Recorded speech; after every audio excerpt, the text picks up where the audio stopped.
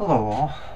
Alright, today we're going to do an oil update, and there's a lot of news on the oil front, but I'm just going to cover a little bit of it. Let's go over to the board and see what the first piece of news is. So here in the US, a federal judge cut BP's fine to $13.7 billion US dollars. The fine used to be $18 billion, but the judge is saying because BP actually recovered some of the spilled oil that they're going to reduce the fine by billions. Isn't that sort of like robbing a bank and then you give a few cents back so you reduce the fine? That never happens to us. Right after this judge came out with this information, BP's stock rose 6%, meaning the stockholders in favor of such favoritism towards the corporations. By the way, BP's profits for 2013 was $24 billion. So this tiny little fine isn't going to hurt them a bit. And how many animals and how much environmental damage permanently because of the Corexol that was added to the whole mix?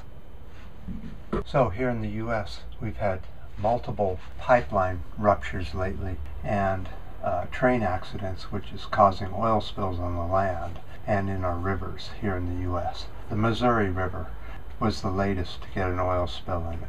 Let's go over and look at the board. So cancer-causing chemicals were found in the Yellowstone River here in the US. The reason is because a pipeline ruptured, spilling 50,000 gallons of Balkan shale crude oil. This is the second such spill in this river in the last 4 years. Benzene was the cancer-causing chemical, and the way they found it was through the drinking water of the towns that are along the river. So there's some pretty big news on the international front. Let's go over to Scotland and Europe for a minute and look what's going on over there. Sir Iron Wood of the Wood Group conducted a review of the North Sea oil, and they say it's over. And they're also advising that the workers in Aberdeen to look for different work other than the oil industry. They're also saying that Scottish independence should be put on hold for at least 40 to 50 years.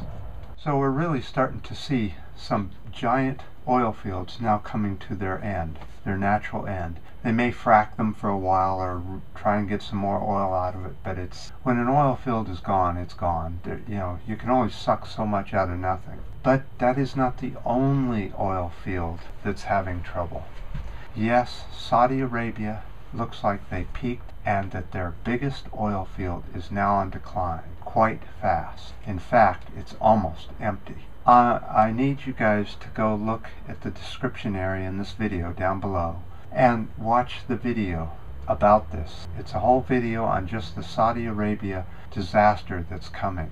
People had better get ready, because now that the shale oil boom is now becoming a history in the US, there isn't any or very little new oil coming online.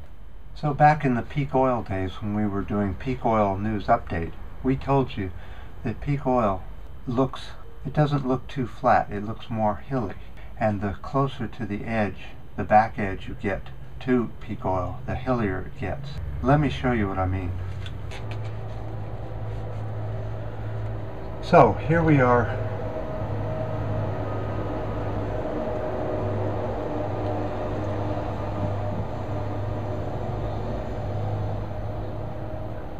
Okay, here we are at for Brent crude, about $48 a barrel, somewhere in that area.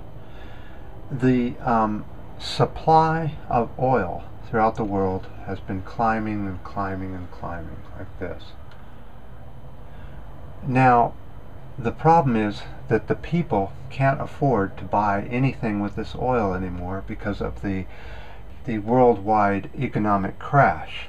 So, as we see in the latest reports, durable goods orders are down and other orders are down, travel is down, and so less of this material is being used. So as the oil price keeps falling, if it does fall anymore, you'll end up with nobody producing oil, and your oil supply will end up doing this, right? And then the people's demands will still X here.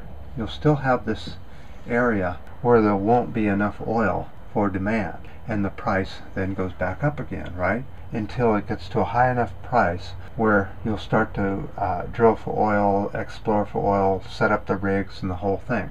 There's a time limit. There's a time that takes, and some people are saying it's 1 to 3 years to get the oil back up running after you shut it all down. So during that time, you're going to see another peak in cost and less oil available. So that's why I was saying that peak oil, it looks more like this.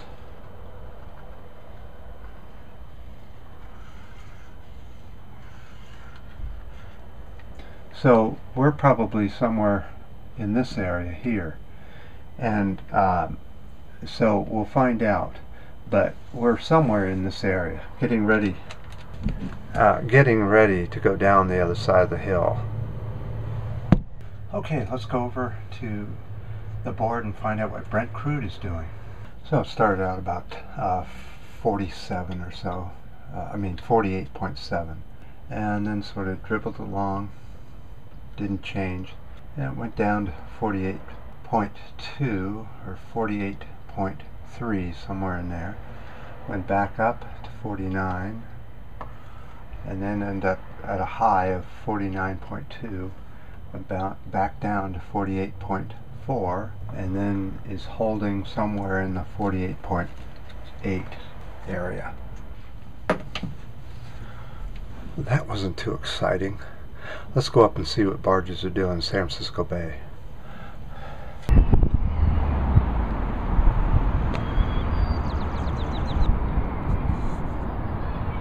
God, I can't get rid of it.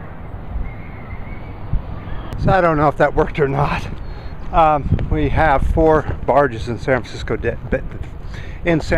Bay. Last several days, that's what the normal count has been, is 4.